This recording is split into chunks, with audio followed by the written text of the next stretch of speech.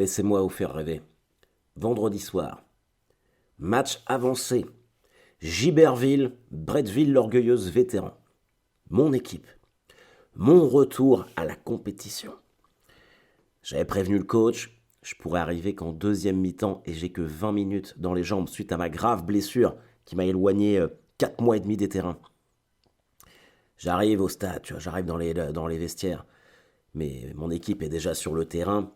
Il reste un maillot, mis de côté pour moi. Le numéro 9. HB9, la légende. Je mets le maillot. Je regarde un peu le match, je fais le juge de touche et tout. Et arrive l'heure de lancer mon échauffement pour rentrer sur le terrain. Je m'échauffe bien, on mène déjà 5-0. Je m'échauffe bien, tout ça, et ça y est. Enfin, je vais re-rentrer sur un terrain de football après tout ce mois d'absence. Tous ces mois d'absence. Le coach me dit, tu joues en pointe, Harold. Donc je replace tout le monde, je suis en pointe. Je rentre sur le terrain. Corner pour l'autre équipe. Notre défense dégage le ballon. Ça arrive dans les pieds d'un de mes collègues qui me lance en profondeur depuis ma moitié de terrain. C'est mon premier ballon, ma première action. Je cours comme un fou. Je vais beaucoup plus vite que le défenseur. J'arrive en face à face avec le gardien. C'est mon grand retour, mon premier ballon. Et là, je frappe et je tire à côté. Voilà. J'ai raté mon grand retour. Bienvenue à tous, c'est ce point du lundi matin. Nous sommes le lundi 2 mai. Je me mouche, pardon. Lundi 2 mai. Est-ce que vous avez offert du muguet à vos mamans hier? Bon, voilà. J'ai eu un retour comme quoi les points du lundi matin étaient peut-être devenus un petit peu trop longs. Donc, je vais essayer de réduire. Je vais essayer de réduire pour que vous puissiez faire d'autres trucs en même temps. Donc, je vais faire moins long et je vais aller à l'essentiel. J'espère que tout le monde va bien. Alors, c'était mon retour au foot, comme je vous le disais, en préambule, en introduction. Fait chier, putain. Là, si je marque, je signe mon grand retour de la meilleure des manières. Sauf que non, j'ai encore tiré à côté et je suis assez coutumier du fait pour me dire qu'effectivement, je ne suis peut-être pas un grand joueur de football. Et c'était un peu ma semaine des retours parce que j'ai fait aussi mon retour sur Twitch, dans l'émission de Léopold, mon ami. J'ai refait une chronique la semaine dernière parce que ça y est, je me remets à fond dans l'écriture d'un nouveau spectacle tout en tout en continuant de jouer Deadline, que j'espère faire partout. D'ailleurs, je suis en train de regarder mes dates, j'ai pas énormément de dates pour l'année prochaine, donc je suis en train de prospecter un petit peu partout. L'année dernière, ça tombait tout seul. Et là, je pense qu'avec tous les embouteillages qu'il y a, des reports, des trucs et des machins, j'espère que ça va le faire. Mais quoi qu'il en soit, donc mercredi prochain, je serai au El Camino à Caen avec Swan, ma grande amie Swan Périssé. On fait 30 minutes chacun et il y a un open mic avant. Alors je sais qu'il y a déjà des gens qui se sont inscrits, mais si vous êtes en région Normandie ou du côté de Caen, m'envoyez un petit message et puis c'est possible. Et ça a également été mon grand retour mercredi dernier au Mokiri de Tristan Lucas. Pareil, à Caen, ça faisait 7 mois je crois que je n'y étais pas allé. Et j'ai pu tester du nouveau matos qui a, j'ai l'impression, été plus ou moins bien accueilli. D'ailleurs, plus que moins. Donc vraiment, vraiment très cool. On est en fin d'année, les amis. J'arrête pas d'être malade. Donc, je sais pas ce que j'ai, mais j'arrête pas d'attraper froid. Donc faites attention. En avril, ne te découvre pas d'un fil. Ah, mais on est en mai. Bon, il y a bien un truc à trouver. Mercredi prochain, je serai à Lausanne, les potos. Au Chenille Comédie. Alors on est plusieurs, hein. Il y a Pierre Thévenoud, Florence Mendes, Dan Gagnon.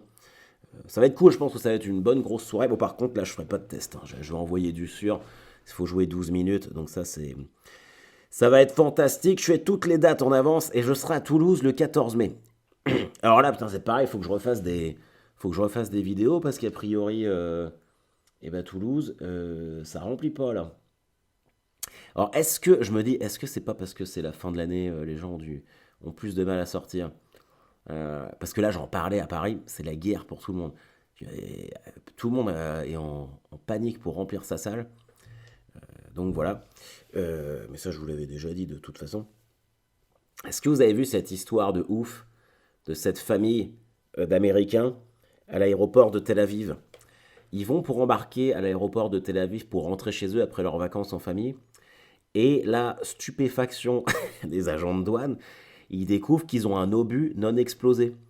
Ces connards-là ont trouvé un obus non explosé et ils l'ont ramené en souvenir aux États-Unis. Faut quand même être sacrément con, hein. Du coup, grosse scène de panique dans l'aéroport, les gens qui courent de tous les côtés. Et donc, équipe de déminage, machin truc. Et ils ont pu repartir quand même aux États-Unis. Et là, moi, je suis désolé, mais peut-être que j'ai un côté réac parfois. Mais moi, enfin, ça, faut sanctionner. Faut sanctionner parce qu'être aussi bête, tu peux pas en fait laisser la stupidité en liberté. Il faut la punir. Faut vrai, enfin, c'est comme si tu repartais d'Égypte avec un bébé crocodile dans tes valises. Ah bah c'était un souvenir. Les gens cons, faut qu'ils comprennent qu'ils sont cons. C'est pas à nous de subir ça. C'est pas possible. Putain, un obus. À quel moment tu te promènes, tu vois un obus par terre. Déjà, ta première réaction, ça serait de t'écarter.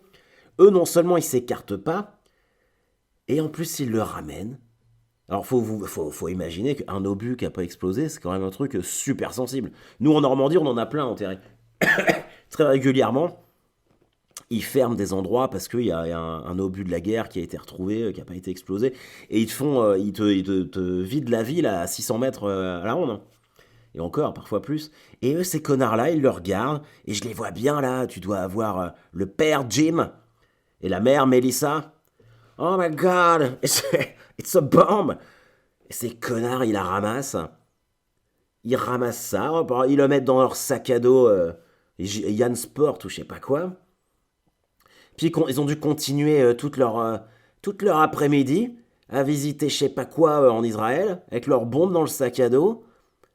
Après, ils sont arrivés à l'hôtel, toujours avec leurs bombes dans le sac à dos. Peut-être ils se sont fait le all inclusive, ils ont bu des pina coladas, des mojitos, avec le sac à dos assis, accoudés au bar, avec le sac à dos à leurs pieds, tout en rigolant, plein de gens autour d'eux, ça leur vient même pas à l'esprit. Ça se trouve peut-être que le petit gamin qui va s'appeler Timothy.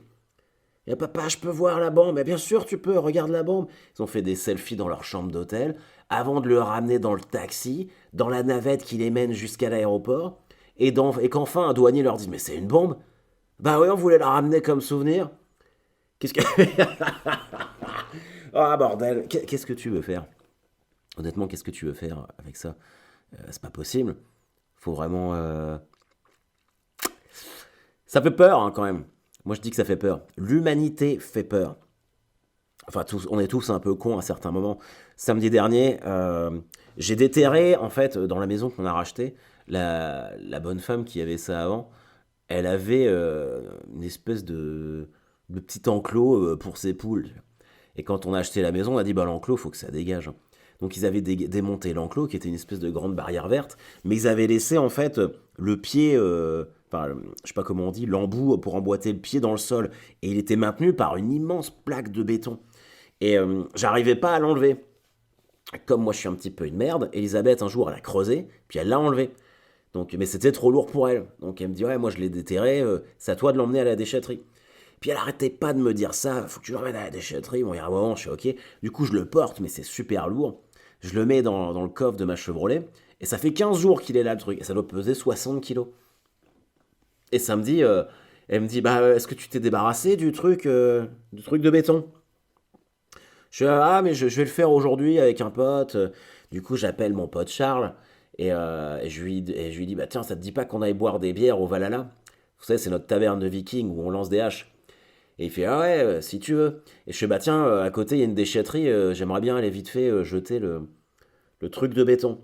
Bon, là, vous le voyez arriver de très loin, mais on se retrouve au Valhalla, on se boit de bière. Fait, bon, bah allez, on va aller jeter le truc de béton. Et puis il était 5h30 et la déchetterie fermée à 5h. Voilà, donc j'ai toujours le truc de béton dans mon coffre. Mais c'est comme ça que ça se passe.